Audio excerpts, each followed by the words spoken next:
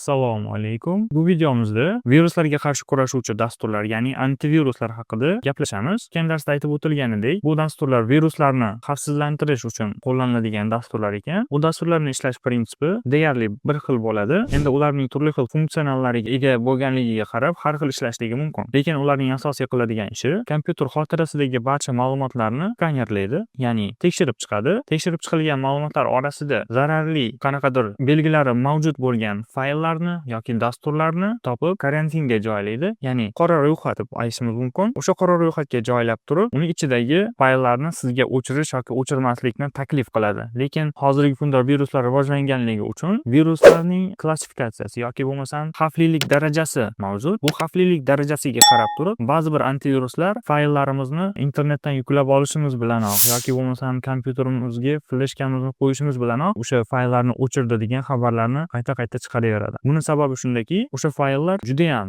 yuqori darajadagi xavfliligi borligi uchun ularni avtomatik tarzda o'chiradi kompyuter antiviruslari. Endi keling siz bilan antiviruslarning turlari haqida gaplashamiz. Biz bu videoda o'sha gaplashmoqchi bo'lgan antiviruslar siz va biz bilgan ko'pgina mashhur bo'lgan va uzoq muddatli reputatsiyaga ega bo'lgan antiviruslar. Bular Node 32, bu to'g'risida ham bitta maqola ko'rdim. Texnoman Post EZ Kasper degan manzil bo'yicha o'tib o'qib ko'rishingiz mumkin. O'sha ikkita antivirusni taqqoslagan va bu taqqoslanishi kerak bo'lgan antiviruslar ikkalasi ham pullik hisoblanadi. Endi bularni ishlatish nimasiga keladigan bo'lsak, ikkalasini ham o'zini osonligi va ustunlik va kamchilik jihatlari mavjud. Xo'p, EZNode 32 nisbatan yengilroq kompyuterlar uchun va Kaspersky antivirus esa nisbatan og'irroq, lekin yaxshi himoyalanish kerak bo'lgan kompyuterlar uchun. Lekin bu degani qaysi birinidir himoyasi birinikidan anchagina ko'p yoki juda zo'r degani emas. Agar ikkala antivirusni ham o'z vaqtida baza обновления deyiladi, kerakli o'sha viruslar ro'yxatini doimiy ravishda bazadan olib tursangiz, o'shanday holatda sizda kompyuteringiz zararsiz, ya'ni hech qanday zararsiz holatda bo'ladi. Endi keling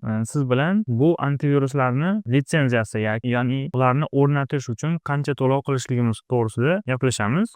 Sizga agar eng so'nggi versiyasi, ya'ni Kaspersky antivirusini bilamiz. Bu slovakiyalik Kaspersky degan odam tomonidan ishlab chiqilgan. Hozirgi kunda kiber bezopasnost bo'yicha yuqori baholangan produktlardan biri hisoblanadi, antiviruslardan biri hisoblanadi. Ya'ni bozordagi eng ko'zga ko'ringan antivirus dasturi. Buning ham bir nechta produkt turlari bor. Bu produkt turlarini mana bu joyga o'tirib ko'rishingiz mumkin. Bu joyda Total Security, Internet Security, Secure Connection, Kaspersky SafeKit, Internet Security, Android Security Cloud. Umuman ko'rib turganingizdek, bu Kaspersky'ning produktlari turli xil maqsadlarga mo'ljallangan yoki turli xil qurilmalarga mo'ljallangan ekan.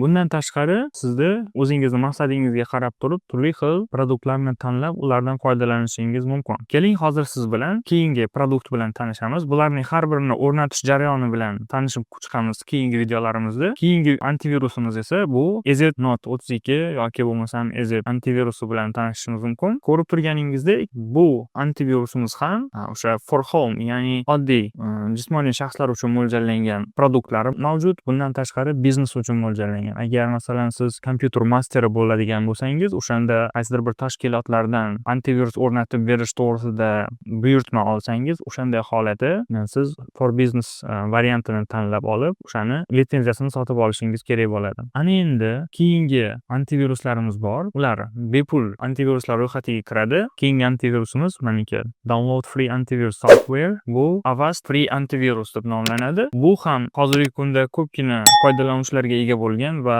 cross platformli deb aytiladi, ya'ni ko'pgina platformalarda ishlaydi, ya'ni macOSda, Androidda, iOSlarda ham ishlay oladigan antivirus hisoblanadi. Bu antivirus bepul, lekin home foydalanish uchun, ya'ni jismoniy shaxslar uchun foydalanishga bepul, biznes uchun esa pullik hisoblanadi. Keyingi antivirusimiz bu 360 Total Security degani. Ko'rib turganingizdek, bu antivirus ham bepul, lekin biznes uchun albatta to'lov qilishingiz kerak bo'ladi. Endi bundan tashqari o'zini ba'zi bir alohida mahsulotlari bor, lekin bu kompyuterni ham o'ziga yarasha qulayliklari va imkoniyatlari mavjud. Xo'p, bu ma'lumotlarni o'zini saytiga kirib tanishib olishingiz mumkin bo'ladi. Keling endi siz bilan Kaspersky antivirusini narxlari bilan tanishib olamiz. Produktlar ichida biz o'sha Kaspersky antivirusni tanladik va buni e'tibor bering, ikkita PK deb yozyapti. Bu ikkita kompyuter uchun 1 yilga 1119 rubl. Endi bizga hozir bitta kompyuterni sotib olish uchun imkoniyat bermayapti nima nimagadir. Xo'p, mayli, keling buni yarimga bo'lamiz. Ya'ni buni xo'p bo'lamiz 2 ga, ko'paytiramiz. Hozir rubl kursi 150, taxminiy 83 ming so'm, ya'ni bunday olganda 100 ming so'm atrofida bo'lar ekan. To'lov qilish komissiyalari bilan shuncha shu atrofda ketishligi mumkin. Bizga o'sha Kaspersky antivirusini litsenziyasini taxminan 100 ming so'm atrofida sotib olishligimiz mumkin ekan, agar kimdir bilandir qo'shilib sotib olinadigan bo'lsa. Endi bundan tashqari biz boshqa bir mahsulotlarini ham ko'rishligimiz mumkin. Agar sizga internet bilan bog'liq bo'lgan security, ya'ni umumiy barcha защитаlarni kerak bo'ladigan bo'lsa, ya'ni sizdagi iPad yoki bo'lmasam telefon, mobil qurilmalari bilan sizga kerak bo'ladigan bo'lsa, qo'shimcha mahsulotlari bilan, ya'ni komplekt sotib olishingiz mumkin. Bunda ozgina qimmatroq bo'ladi. 1687 ni 2 ga bo'lamiz. Ya'ni bitta uchetni zapis bo'ladi, ikkita qurilmaga o'rnatishingiz mumkin bo'lar ekan. Ko'rib turganingizdek buni ham narxini ko'rdingiz. Endi qolgan produktlarni o'zingiz maqsadingizga qarab narxlarini ko'rib olishingiz mumkin bo'lar ekan. Endi keling EZNote antivirusiga o'tamiz.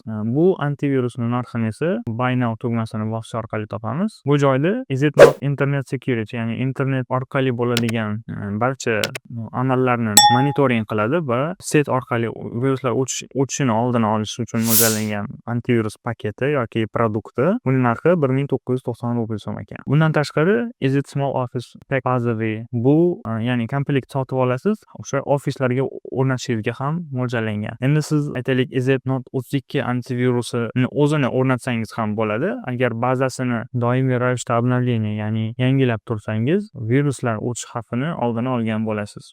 O'ylaymanki, endi bu pullik antiviruslarimizni turli xil mobil qurilmalarga ham, mana Windows, MacOS, ya'ni Apple kompyuterlari, planshet, Android kabi qurilmalarga ham o'rnatib ishlatishingiz mumkin bo'lar ekan. Ana endi keling siz bilan download free, ya'ni mana bu Avast antiviruslarini biznes uchun qanday imkoniyatlari bor yoki qanday o'rnatishingiz mumkinligini haqida ozgina gaplashamiz. E'tibor bering, 1 dan to 10 tagacha qurilmalarga ishlatish uchun small office bo'ladi yoki small business bo'lishi mumkin. 100 tagacha, 1000 tagacha bo'lsa business, channel partner bo'lsa уже siz resellerga aylanasiz, ya'ni distributor deyishligimiz mumkin yoki bo'lmasam. Agar siz biznes uchun sotib olayotgan vaqtingizda ular sizga litsenziyani narxini arzonroq qilib berishligi mumkin. Endi bu albatta sotib olayotgan litsenziyalar soniga qarab bo'ladi. Xo'p, ana endi 360 Total Security ni biznes nimasiga o'tamiz.